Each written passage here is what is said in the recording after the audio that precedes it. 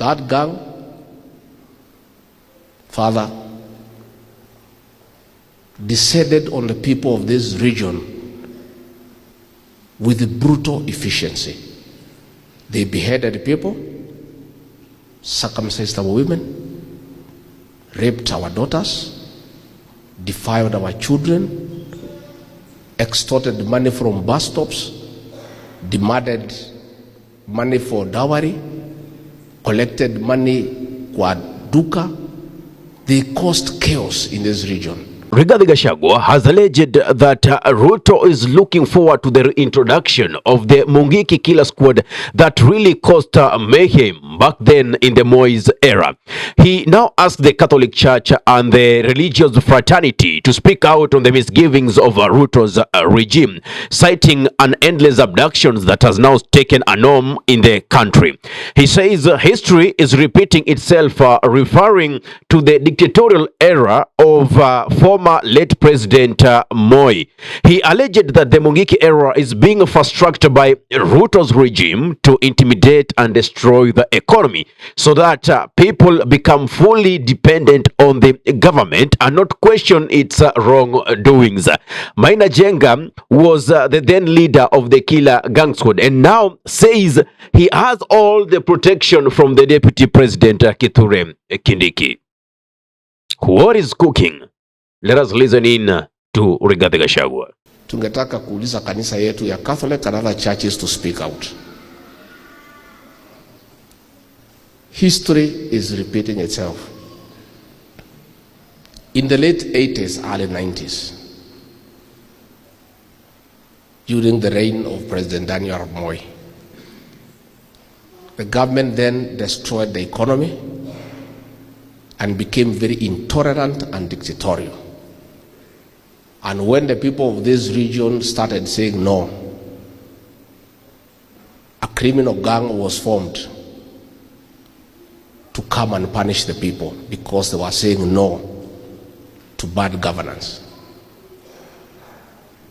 That gang, na huyo kiongozi wa hiyo gang alikuwa kijana mdogo then, kaitwa na Moi akaambiwa aude hiyo kikundi. Is the same leader alikuwa hapa on 31st. Same. That gang, Father, descended on the people of this region with brutal efficiency. They beheaded people, circumcised our women, raped our daughters, defiled our children, extorted money from bus stops, demanded money for dowry, collected money kwa duka. They caused chaos in this region. In the year 2009, Mheshimiwa Kafadha is here. Pale Gathaithi waliua watu 29. Wakakata hao vichwa. Si mnakumbuka? It took the late John Mechoke 4 years to deal with that criminal gang.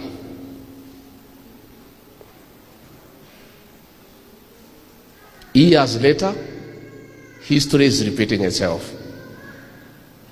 Government has been managing the economy. It has become unpopular. People have started saying no.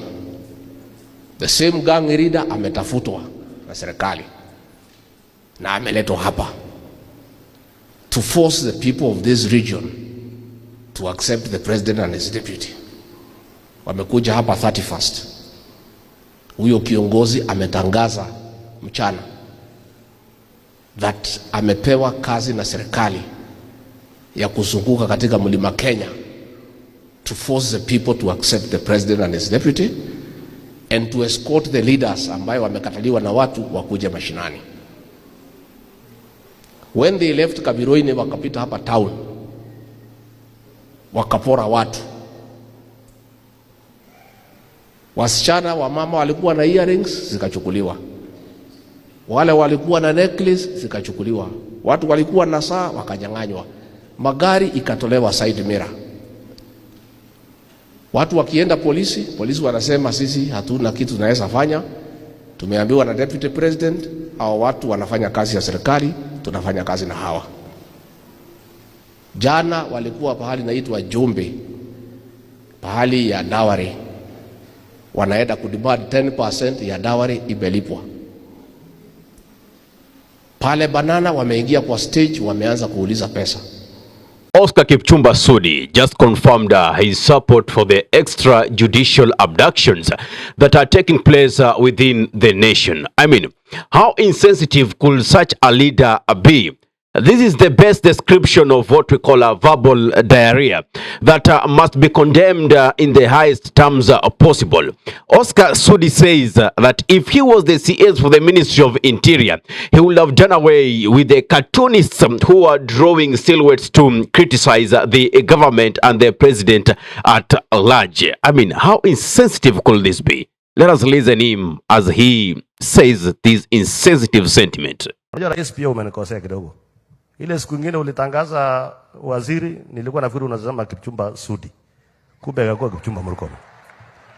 Tena juzi nimesikia tena nilikuwa nategea ukasema tena Kipchumba Murkomen. Sasa wangenipatia hiyo docket hiyo ya usalama siku 3 peke yake.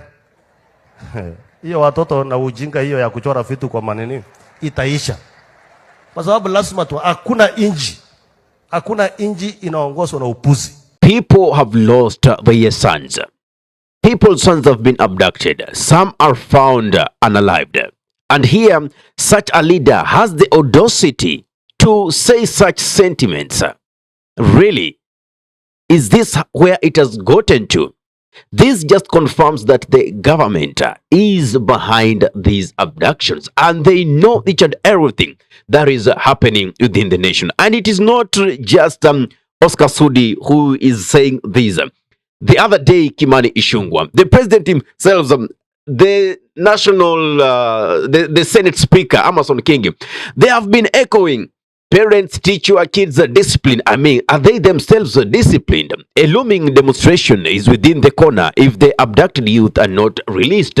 It is believed that the government is behind them. Leaders from across the country have condemned such actions alleged to have been conducted by the police and a special abduction squad commanded by the president himself. Remember, time and again, Martha Karua, Eugene Wamalwa, Kalonzo Musyoka, in this video that I once did, they all condemned that it is the president who is commanding these squads. That is what they at least alleged.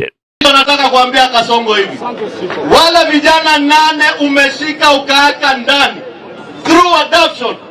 Koti imewapatia bwana Murkomen na Kanja mpaka tarehe 8. Tarehe 8 ikipita, kama wa Kenya hatujaona hao vijana wote wa Kenya tutatoka nje tukatafute hao vijana, tutoe mahali wako, tuwarudishie wazazi wao, na tukubembelezi na tukuitishi ruhusa. Mwenyezi Mungu awabariki mumiazizi. Well, what's your thought on such sentiments by leaders who are so insensitive to the fact that these kids who are getting lost belongs to a family and they are hurting? Give us your take in the comment section below, whether you're watching from our YouTube channel or from our Facebook page. If you're watching from our YouTube channel, kindly subscribe and press notification button so anytime that we are live or we upload content of this nature, you'll be the very first person to be notified. If you're watching from our Facebook page, kindly follow us for regular updates. Ahmed Khalif is my name for the Unscripted Talks here in Durb Radio. Assalamu alaikum wa rahmatullahi wa barakatuhu. Kwa timba kali za Afrika, Durb Radio ndio mpango mzima.